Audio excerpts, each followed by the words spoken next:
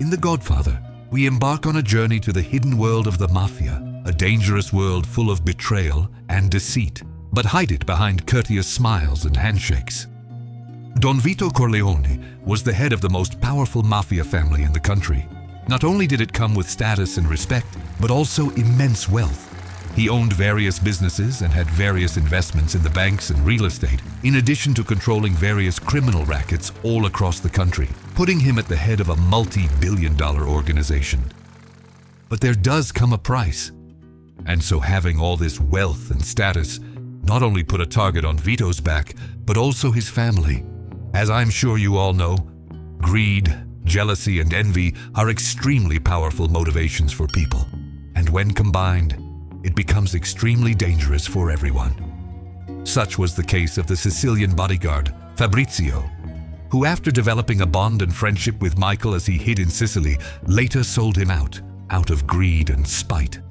But Fabrizio was no mastermind that would be willing or even able to conjure such a bold and daring plot just to satisfy his jealousy and growing resentment towards Michael.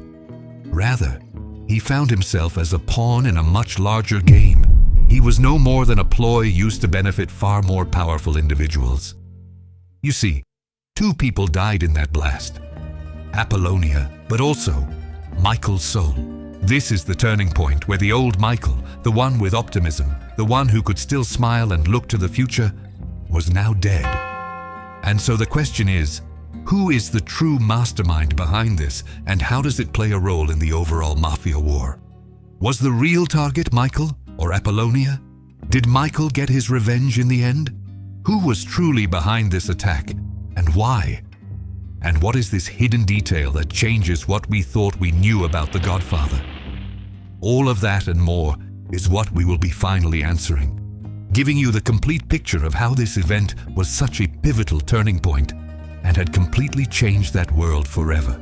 People miss so many hidden details that play an imperative role in the story of the Corleone family legacy.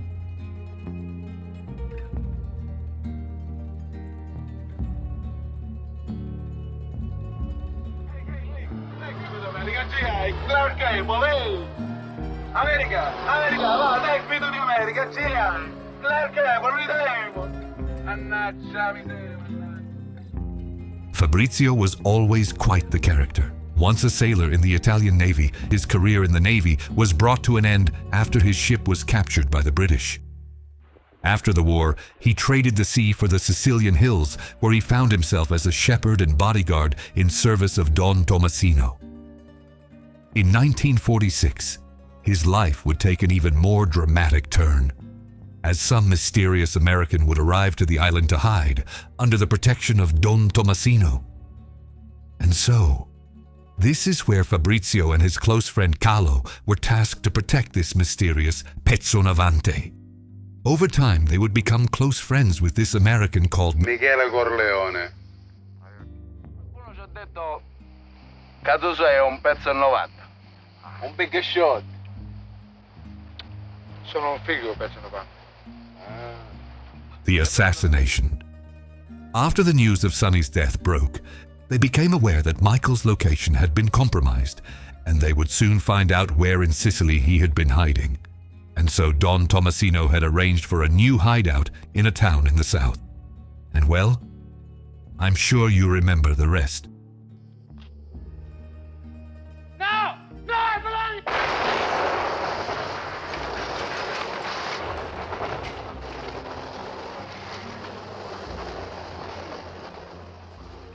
Now notice how Fabrizio asks Michael who will be driving. Matter of fact, he was even more specific. Are you driving yourself, boss? Yes. Is your wife coming with you? No, I want you to take her to her father's house till I know things are safe. Okay, anything you say, boss. He asks Michael if his wife will be joining him. Seemingly a small detail, it actually goes a lot deeper. There's two things. One being the fact that whoever wanted to take Michael out did not want anyone else to get hurt. More specifically, his pregnant wife. This comes back to the mafia's code of honor. Yes, they plunder, murder, and exploit, yet they draw the line at harming civilians, more specifically, family members. This shows whoever is responsible was no amateur. But another possibility is that Fabrizio himself felt for whatever reason that Michael alone should be taken out. Whether that was because of his conscience or something else, it compelled him to at least try to protect her. Fabrizio had an extreme fascination with America and American culture, and dreamt of moving there one day and opening a pizzeria. And so when he was tasked with protecting Michael while he was hiding in Sicily and concluding that Michael was an American, he would constantly ask all sorts of questions about the country and if he could go work for him over there. But a combination of a few different factors would all soon cause him to lose any sense of loyalty or friendship towards Michael. After discovering who Michael really was, and Michael marrying Apollonia, in addition to the deteriorating conditions in Sicily, his jealousy and envy had grown to a boiling point.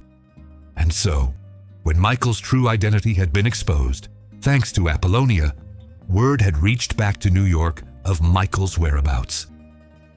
You see, before that, no one actually knew who Michael was. It was obvious he was an American and from a well-off family, but they could have never guessed that he was the Godfather's son. He was approached by none other than Don Emilio Barzini. Barzini promised Fabrizio the life he had been dreaming of, everything he could have ever wished for. He was going to receive a huge payment, move him to New York with a new identity, and set him up with the pizzeria he had dreamed of for so long, all in exchange for taking out this spoiled kid. It seemed simple enough, considering that he was extremely close to him and had access no else had. Although they had developed a friendship and bond, Fabrizio accepted without hesitation, letting his greed and jealousy take over. It all seemed simple enough. However, it wouldn't go ahead as Barzini had planned. Although Michael was the only one supposed to get taken out, things wouldn't work out as planned. Nonetheless, this event in some way actually further advanced Barzini's plan, as now he leveraged Michael's life with Vito, allowing him to slowly expand while the Corleone family was paralyzed, unable to do anything. But once again, Barzini made a critical mistake. He had underestimated a Corleone.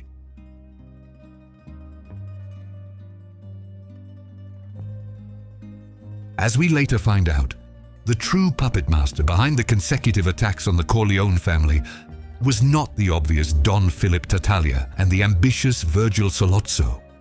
Rather, it was the cunning wolf, Don Emilio Barzini, the true mastermind all along. Even though it's true that Tattaglia was heavily involved in this scheme, he was rather just a pawn in what can be considered an extremely high-level and high-stakes, deadly chess game where the winner receives control over the most powerful and, in fact, the most profitable criminal organization the world had ever seen. But as for the loser, I guess you can guess what his outcome will be. If you've seen our breakdown of the Olive Oil War, you would remember that it had been Don Barzini's long-time ambition to replace Vito as the capo di tutti capi. He was determined to fulfill this lifelong ambition, but being as cunning as he was, Barzini understood that in order to succeed in such an audacious plan, he would need to wait for the perfect opportunity to strike, and was willing to wait for as long as needed. And so Barzini carefully and quite brilliantly executed a series of brutal attacks on the Corleone family. It was the perfect opening, and so he struck. He understood that taking out Vito was the only way he could succeed and crush the Corleone empire. He knew with Vito out of the way he could easily take on whoever steps in to take over, and as for the other family's reaction, Tom pretty much sums it up. The other New York families might wind up supporting Sollozzo just to avoid a long, destructive war. So it's clear that Barzini had put a lot of thought and planning into this plot, as he did not want any chance for anything to go wrong. But not everything went to plan, as the Don actually survives.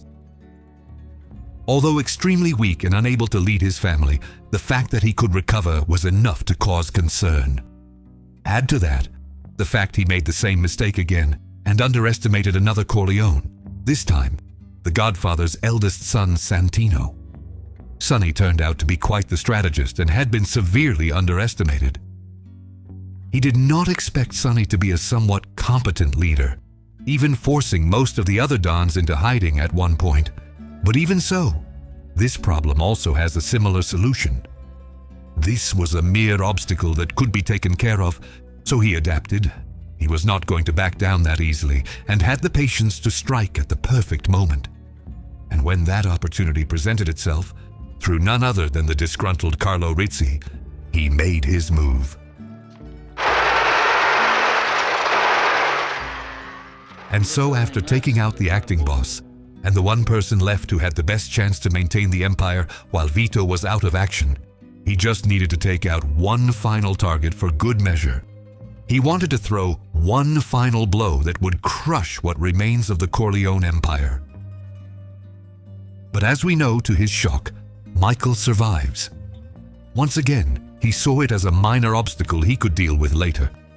After all, he hadn't come this far to let some kid derail his ambitions, right? He was truly in the endgame now. He just needed to outlast Don Vito, who was profoundly weakened and devastated by all he had experienced. The old man's reign was fading and patience was his ally. All he had to do was wait. As for Fabrizio, Barzini did actually fulfill his part of the deal. Even though the attempt was a failure, it didn't diminish his goal and sent a clear message. But little did both of them know, they were soon going to suffer a very similar fate.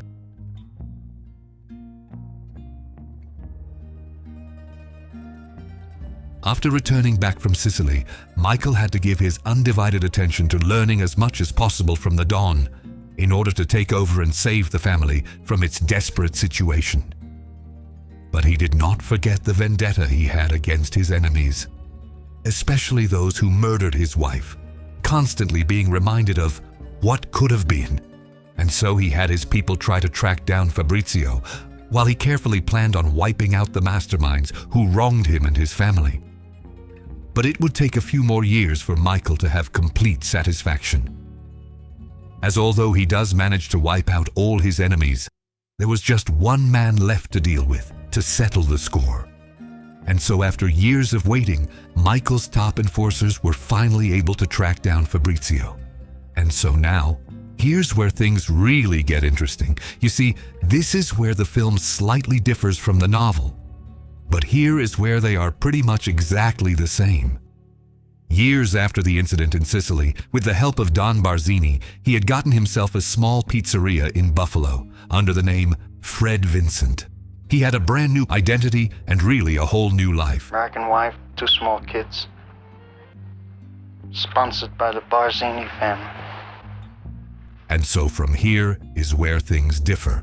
In the novel, Michael finds out his location fairly early on and includes him as part of the list of people he would take out during what we know as the baptism of fire. But there are also a few different versions of how Michael actually got his revenge. In the Godfather novel, Michael sends his enforcer to Fabrizio's pizza store and pulled his gun out and says, "Michael Corleone sends his regards." But in the extended edition, Fabrizio suffers a similar fate as Apollonia.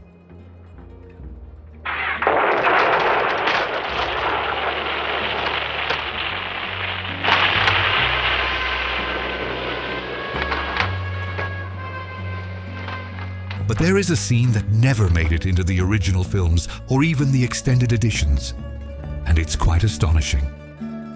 You probably have seen the image of Michael holding a lupara. In this version of events, Michael would have gone in person to confront Fabrizio and avenge his wife's murder, looking Fabrizio right in his eyes and taking him out. But what do you think? Which ending do you like more, and why? Please let us know in the comments below. Fabrizio's betrayal is one of those moments in The Godfather that hits hard. It's not the most tragic betrayal, sure, but it's packed with lessons, particularly about the dangers of jealousy and envy. It's not just about a simple act of treachery. It's a masterstroke of envy and manipulation. And I'll tell you what, if there's one aspect of the Godfather trilogy that's worth dissecting, it's how envy can rot even the closest relationships from the inside out. So, without further ado, let's peel back the layers and uncover the dangerous power of jealousy and the priceless wisdom hidden in its aftermath. Here are the key lessons from this scene. Jealousy blinds loyalty and logic. Envy makes you easy to manipulate. Patience and emotional control are your greatest allies in betrayal. Unchecked envy leads to regret and often downfall. Greed motivates but makes you vulnerable. Understand desires to influence others and guard against exploitation. Loyalty builds trust and power. Betrayal weakens everything. Silent players like Barzini often hold the most power. Shaping the narrative wins battles. Never reveal too much. Anger leads to mistakes. Patience ensures victory. Trust is vital, but blind trust is dangerous. Ambition without a plan leads to ruin. Never underestimate even weak-seeming rivals. Protect and use reputation as a tool of authority. Betrayal offers short gains, but long-term destruction. There's so much more we could dive into, but I'll leave you with this. Envy doesn't just harm the person you're jealous of. It consumes you from the inside out. So, next time you feel it creeping in, ask yourself, what can I do to better myself instead of tearing someone else down? If this resonates with you and you want more lessons like this, let me know in the comments below, and I'll break down more iconic moments from The Godfather. If you are ready to take back control of your life and unlock the ancient secrets that have been hidden from you, check the description below, and we might have just the thing for you. With that being said, ciao. See you next time.